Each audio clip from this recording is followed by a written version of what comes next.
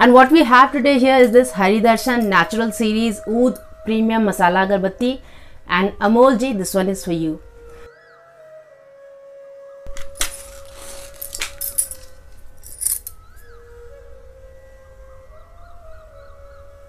One of the most loved, revered and sought after incense woods of the world is this that we're going to talk about today. It has almost an entire following in Middle East. They have almost an entire ceremony dedicated to it in Japan, and India gave meaning to it. We're talking of Agarbatti, agarwood, or the incense wood. Oudh. All of us know Oudh is one of the most loved fragrances all over the world. So we're talking about Darshan Oudh. Namaste everyone, and welcome to Om Incense Show with DJ, a show that helps you increase your incense quotient. So if you are an incense enthusiast, consider subscribing. And what we have today here is this Darshan Natural Series Oudh Premium Masala Agarbatti, and Amol ji, this one is for you. This had been requested by Amol ji, and we're going to do this today. So here it is. So what we have is this nice blue and gold color, like if you can see, and it has Darshan Natural Series Oudh Premium Masala Agarbatti written on it. It has that blue and gold thing. It's a very premium packaging, like its other incenses that we had done. Rose, khas and sandalwood they have. So I don't remember if I've done the sandalwood. I've done the rose and khas one, so in case you want to try those, you can see somewhere. So this is Premium Masala Agarbatti Oudh, and all of these incenses are really good, except that the rose one did not smell like rose to me, but I really like the khas one. And one side we have the caution, we have the various logos, and it says Natural Series Oudh, and on the other side we have the address, the logo, some other logos. There is the brand logo and some other logos. We have the scanning code. It's 60 grams for 100 rupees, but I think if you get it from your local pansari store, you'll get it for around 80-90, something like that we've got. And on both the openings we have this Darshan Oudh Agarbatti. Now there's one thing that most of the perfumers tell me, people who are in the incense making business, they tell me, why do I invest so much time in packaging and not just straight away talk about the incense? The fact is, packaging is the first thing that you see, and incense is something that you later on experience it, but the first thing that you see is packaging, and the packaging is something that invites you to it and makes you buy it, and so that is the one thing which is why I discuss about the packaging. Also, when you have the package in hand, you should know exactly what it is like if you want to buy it. The third thing is, somebody has invested so much time and thought behind making this packaging, why not give them some credit too? So that's the reason I discuss packaging in all of the incense episodes. I like to do that. So we have this 100 rupees, and what we get inside are these golden pouches, like we have in all of the other incense series, also in this natural series. So we have these golden pouches, and there are around 36 or 40 incense sticks, together in these. So we have two of these unbranded golden ones. Looks very nice, very premium, and in case you wish to give it to somebody, you can just have an incense holder with it and give it to them. It's going to look good. What we get inside are these 9-inch incense sticks, brown in color, and these are machine made incenses. We have a little dust on top, the masala that's there, that's on top. The bamboo core is quite nice. It's smooth, sturdy, beige colored, and going by its size, of course, it's going to be lit up there around for 40 to 45 minutes of time, and the fragrance is quite good. The top note is nice. It has a nice divine fragrance. It has a little bit of sweetness, floral sweetness to it, and a little divine kind of fragrance, like the nice masala fragrance that we have. It's nice. So that's what we get in the top note. Now when we light up the incense, oh, by the way, there's one very good thing I liked about this incense. I remember lighting up the incense first, and the entire incense lit up without breaking. So I have that video somewhere. I'll be posting it in the short somewhere. You can see It was such a meditative thing. It was really nice. I really like that. And somehow if you see, even when the incense is burning through, you know, the ashes that we have, the masala, little bit of masala is still seen even on the ash.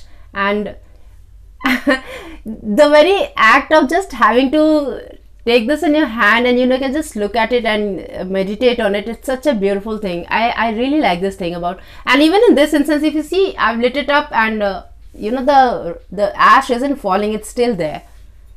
But because I've held it in the hand, I don't know for how long it will be there. But if you just keep it on in an incense stand, and if you just let it be, you might just want to you know, watch it and see that, you know, probably the entire incense will burn in one go without shedding the ash. I really like that about it. So what we have here is this,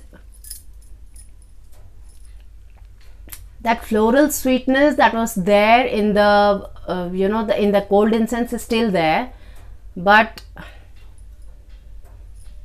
so the fragrance opens up with that divine note, and then that floral sweetness is there somewhere in between, and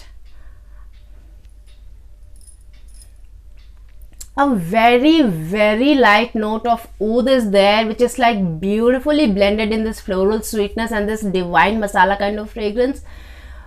If you are somebody like me, I mean, I do not really have a taste for strong oud. I remember, I don't know if you've seen that Nirmalya incense mukhallat thing review that I had done. I was so bloody put off. But this one is like, I remember I had tried one of those cycle oud incenses, or also I'd like that. You might just want to check it somewhere. I'd like that also. So probably what I like is a blend that has a hint of oud to it. So this is like, if I have to you know, if I have to divide this note in 4 layers, the top one would be that divine masala fragrance. Then we have in the heart, we have this floral sweetness. Then on the lower mid, we have this nice, very, very light oud note to it. It's like that nice oud which is just lit up somewhere. It's not disturbing you. It's not inviting you to come and, you know, enjoy it. It's just like, it's like your wife, you know, she's just there and you can just enjoy her being around you. She doesn't have to invite your attention. She is there, and her presence itself is a big thing. So it's like that, the oud note is there. And then in the base somewhere, we have a light wooden kind of fragrance, a nice light incense wood kind of fragrance. So that's the kind of note that I can find from this. And so those are the 4 layers that I could make out from this incense. If we talk of intensity, the intensity is like, it's like mid-mild. So it has a full presence. It has a frail body, but it has a sure presence.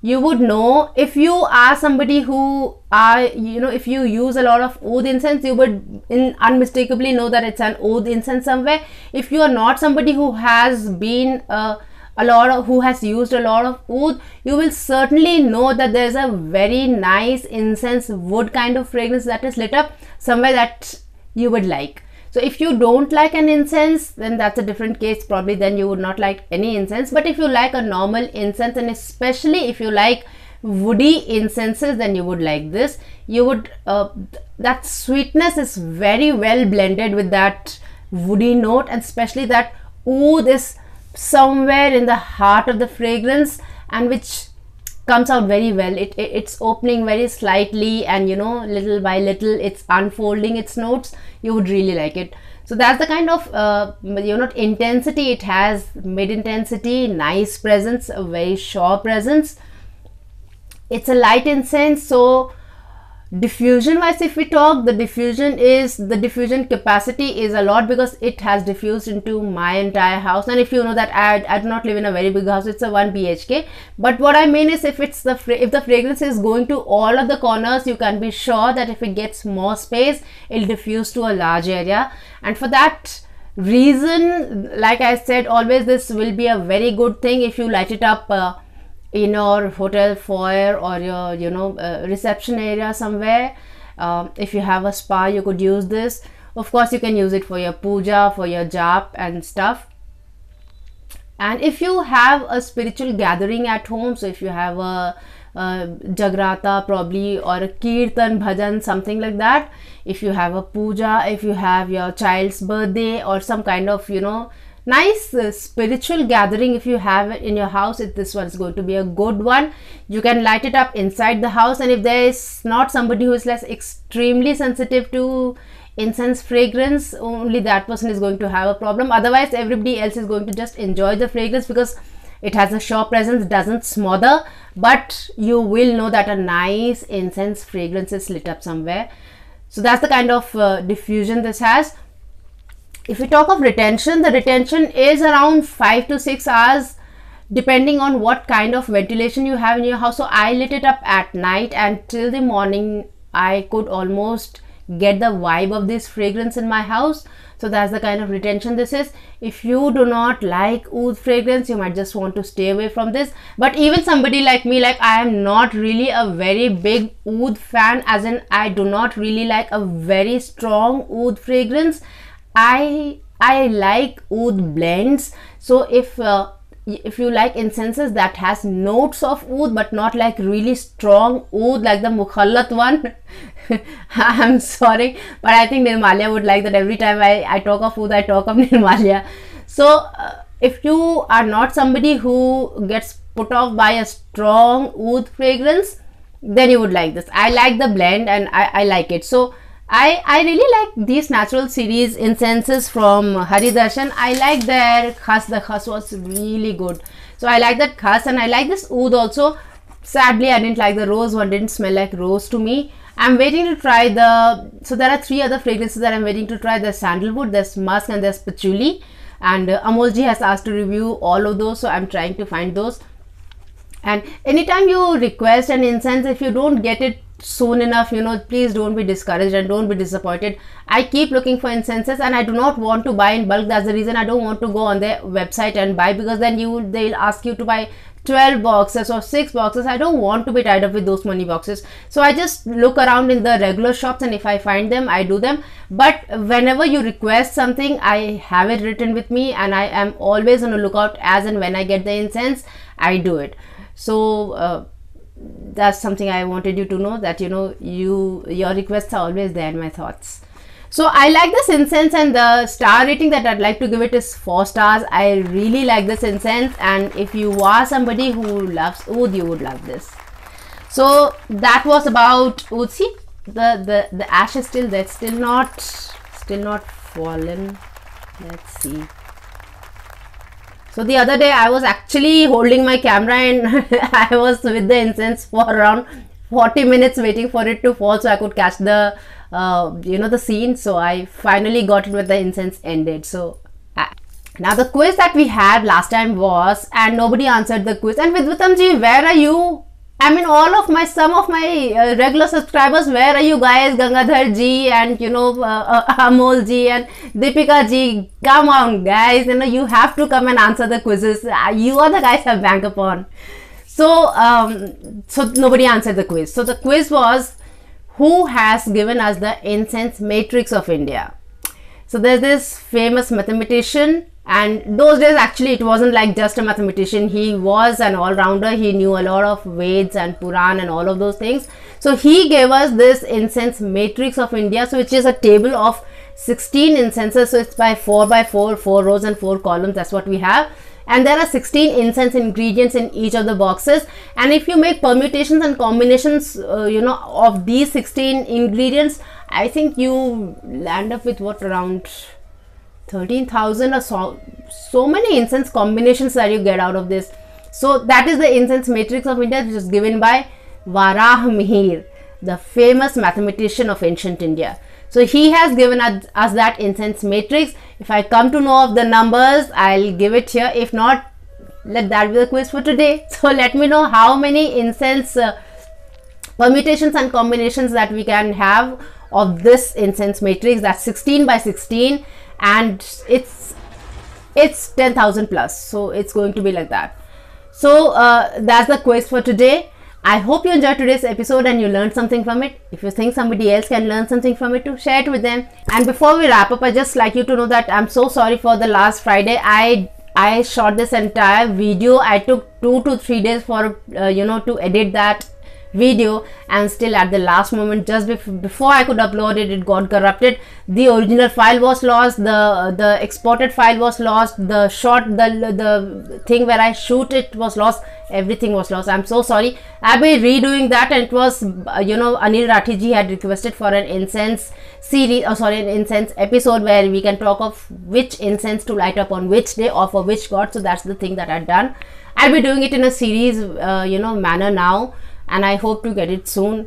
So till then, please acknowledge here, and I thank you so much for watching today's episode. Till we meet again next, take very good care of yourself. Namaste.